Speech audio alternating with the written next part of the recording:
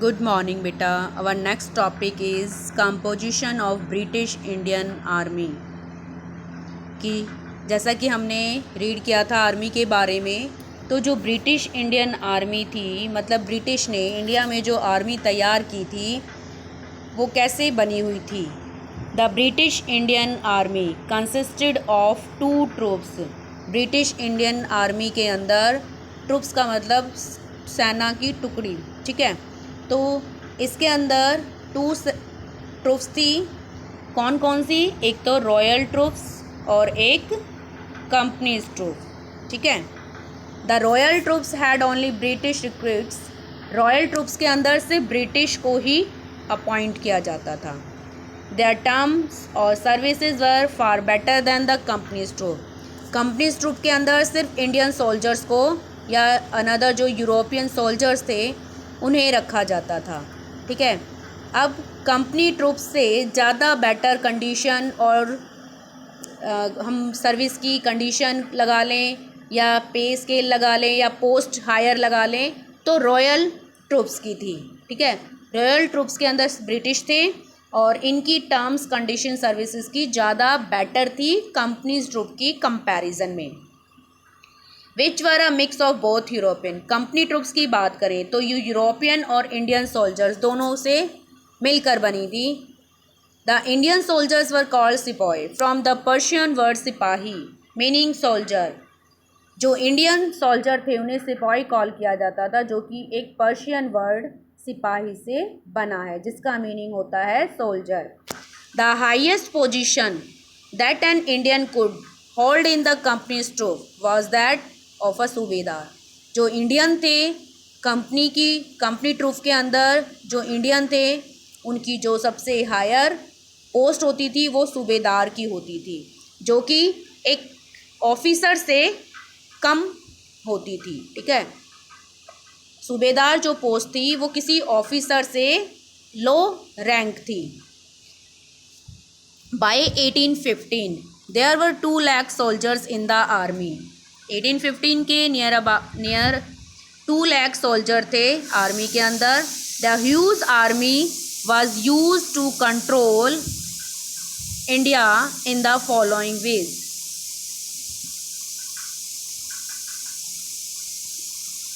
देखिए 1815 तक 2 लाख सोल्जर थे आर्मी के अंदर और जो ये बड़ी सी आर्मी थी इसे इंडिया के अंदर फॉलोइंग वे से कंट्रोल करने के लिए, इंडिया को कंट्रोल करने के लिए यूज़ किया गया था।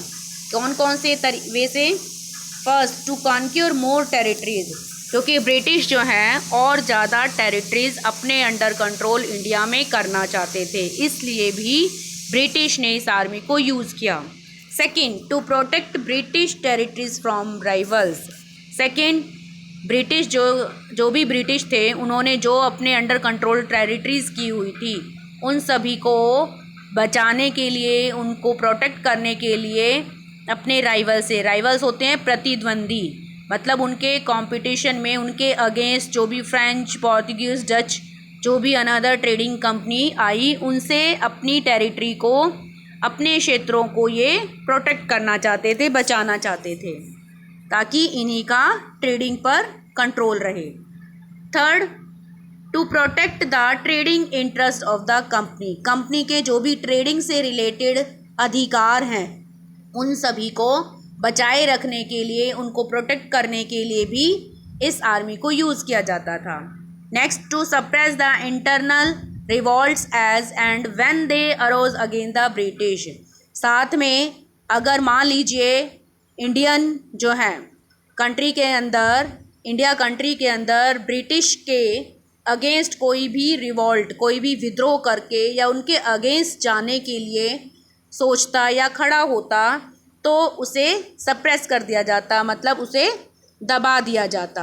And when they arose against the British, जब भी कोई इंडियन ब्रिटिश के अगेंस्ट खड़ा होता या उनके विरुद्ध जाने की कोशिश करता तो उन्हें पनिश कर दिया जाता था, ठीक है, इस आर्मी के थ्रू। उसके बाद नेक्स्ट आता है द पुलिस। जैसा कि हमने देखा 4 एजेंसी थी, ठीक है। फर्स्ट सिविल एडमिनिस्ट्रेशन से रिलेटेड, सिविल सर्विस से रिलेटेड एडमिनिस्ट्रेशन वर्क को होल्ड करने वाली। सेकंड हमने रीड की थी army, third police. Lord Cornwallis establish a regular police force in India. जो लॉर्ड कॉर्नवालिस थे, इन्होंने एक रेगुलर पुलिस फोर्स भी इंडिया में स्टार्ट की थी। He divided each district into a number of thanas. इन्होंने लॉर्ड कॉर्नवालिस ने एक जो भी डिस्ट्रिक्ट थी इंडिया के अंदर, उन्हें कुछ थानों के बीच अंडर डिवाइड किया हुआ था। कोई बाहर था? तो जैसा कि हमने देखा, लॉर्ड कॉर्नवालिस जो थे, उन्होंने एक पुलिस फोर्स भी इंडिया में स्टार्ट की थी और हर डिस्ट्रिक्ट को कुछ थानों में डिवाइड किया गया था। A district superintendent headed the police force in the district. एक डिस्ट्रिक्ट के अंदर पुलिस फोर्स का जो हेड था वो डिस्ट्रिक्ट सुपरिटेंडेंट होता था, पूरी डिस्ट्रिक्ट को होल्ड करता था। अ दरोगा was in charge of each थाना। हर थाने के अंदर एक दरोगा इंचार्ज बनाया हुआ था, जो अपने आर्म्ड मैन के, अपने गन मैन के साथ हमेशा रहता था और पूरा पुलिस फोर्स को कंट्रोल करता था और अपनी एरिया के अंदर वो पीस और ऑर्डर को, लॉ और शांति व्यवस्था को मेंटेन रखता था। टाउन एंड विलेजेस, यहाँ पर कोतवाल और चौकीदार होते थे इस पीस और ऑर्डर को मेंटेन रखने के लिए। Indians were excluded from all superior post in the police force to.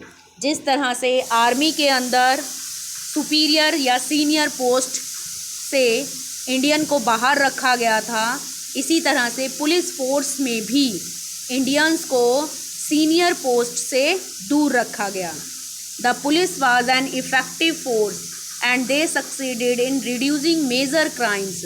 Police जो है एक इफेक्टिव फोर्स थी, जिसकी वजह से जो क्राइम्स थे वो कम हो पाए। However the police was not popular among the masses. हालांकि पुलिस जो है जनता के बीच ज़्यादा पॉपुलर नहीं थी, जनता उन्हें ज़्यादा पसंद नहीं करती थी। क्यों? As the lower ranking police personnel were notorious for corruption.